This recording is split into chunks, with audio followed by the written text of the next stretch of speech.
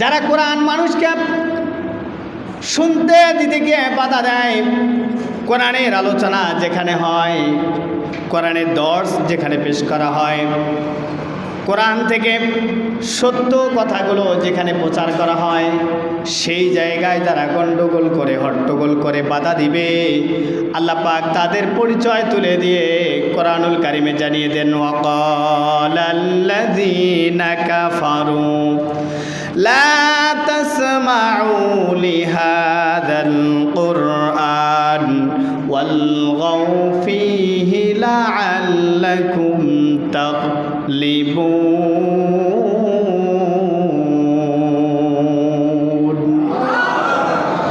রব্বুল আলামিন জানিয়ে দেন, যারা বলে ওয়াকালাল্লাযীনা কাফারু, যারা অস্বীকারী, যারা কুফরিকারী, যারা কোরআনের বিধানকে যারা মানে না, অস্বীকার করে, তারা বলে লা তাসমাউ, তোমরা কোরআন শোনো না, কোরআনের আলোচনা যেখানে হয় সেখানে তোমরা যেও না, বসো না, ওই জায়গায় কোরআন শুনতে যেও না, সত্য কথা যেখানে হয় সেখানে তোমরা বসো না, কোরআনের আলোচনা যেখানে হয় কাফের মুশরিকদের চিন্তা আমরা ওই জায়গায় যাব না।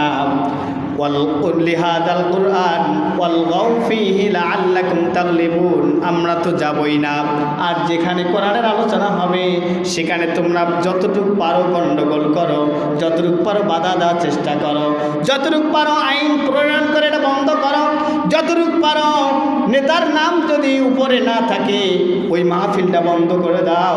আমার দলের নেতাকে যদি সভাপতি প্রধান অতিথি দেওয়া না হয় মাহফিলটা বন্ধ করে দাও। এই রকম যারা কাজ করে আল্লাহ পাক বললেন এই দায়িত্বটা আয়ামে জাহিলিয়াতের যুগে বিশ্বনবীর জামানায় কাফের মুশরিক আবু জেহেল উতবা সাইবা বড় বড় লিডাররা মক্কার মুশরিকেরা এই দায়িত্ব পালন করত। ওই দায়িত্ব এখন এখনো যারা পালন করছে বুঝতে হবে এদের আর ওদের মধ্যে কোনো তফাৎ নাই,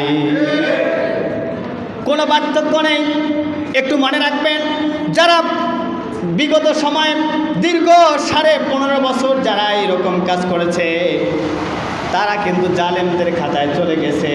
ওই দায়িত্ব তারা চলে যাওয়ার পরে যারা এই দায়িত্ব এখনও পালন করছেন একটু সাবধান হয়ে যাবেন, আপনারাও কিন্তু ওই কাতার থেকে পার হতে পারবেন না, ঠিক কিনা? এমনকি পূর্বের ইতিহাস, আপনি পূর্বের ইতিহাস ইসলামের ইতিহাস খুলে দেখেন, এই দায়িত্ব তো নমরুদ পালন করেছে। ইব্রাহিমের দাওয়াতকে সত্য কথাকে বন্ধ করার জন্য কত না জানান নির্যাতন জুলুম নির্যাতন করেছে, কিন্তু আপনাদের কাছে জিজ্ঞাসা বলেন তো দেখি নমরুদ কি বিজয়ী হতে পেরেছে? আর একটু জোরে বলেন। ফেরাউন চেষ্টা করেছে মুসার দাওয়াতকে বন্ধ করবে, সত্য কথাগুলো বলা বন্ধ করবে, কিন্তু ফেরাউন কি আদৌ পারেছে? পারে নাই। এমনকি আবু জেহেল চেষ্টা করেছে, পারে নাই। সর্বশেষ তার বাড়িটা হাজিদের জন্য বাথরুম টয়লেট বানিয়ে দিল। কে দিয়েছেন? আর একটু জোরে বলেন। আপনারা যারা করছেন যুগে যুগে বড় বড় শক্তিশালী ক্ষমতাসীন রাষ্ট্রের লোকেরাও পারে নাই, ক্ষমতাসীন লোকেরা পারে নাই। আপনারা যারা এখন ওই দায়িত্ব কাঁধে নিয়ে আগামীতে দায়িত্ব পালন করবেন, এখান থেকে সাবধান হয়ে যান, আপনাদেরকেও বাংলার মুসলমান ছাড় দিবে না। সতর্ক হয়ে যান। এই জন্য এই দায়িত্ব ছিল মুশরিকদের, কাফের মুশরিকদের।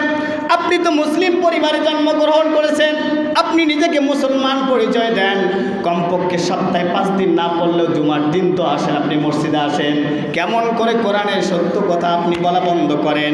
কোরআনের এই কোরআন দিয়ে যখন নামাজ পড়া হয় কতই না মধুর লাগে, যখন রমাদানে খতম তারাবি পড়া হয় কতই না ভালো লাগে। কোরআনের আলোচনা শুনতে গেলে সত্য কথা বললে ওই জায়গায় কেন আপনার মুখ কালো হয়? বুঝতে হবে সত্য কথা যেখানে বলা হয়, সত্য কথা যেখানে প্রকাশ করা হয়, সত্য কথা যেখানে উপস্থাপন করা হয়, ওই জায়গায় শয়তানের মন বেজার হয়, মন খারাপ হয়। তার মানে মানুষের মধ্য থেকে যাদের মুখ কালো হবে, মন খারাপ লাগবে, মনে কষ্ট পাবে, ব্যথা পাবে, গায়ের মধ্যে অ্যালার্জি বাড়বে, এদের চরিত্র আর শয়তানের চরিত্রের মধ্যে কোনো পার্থক্য নাই।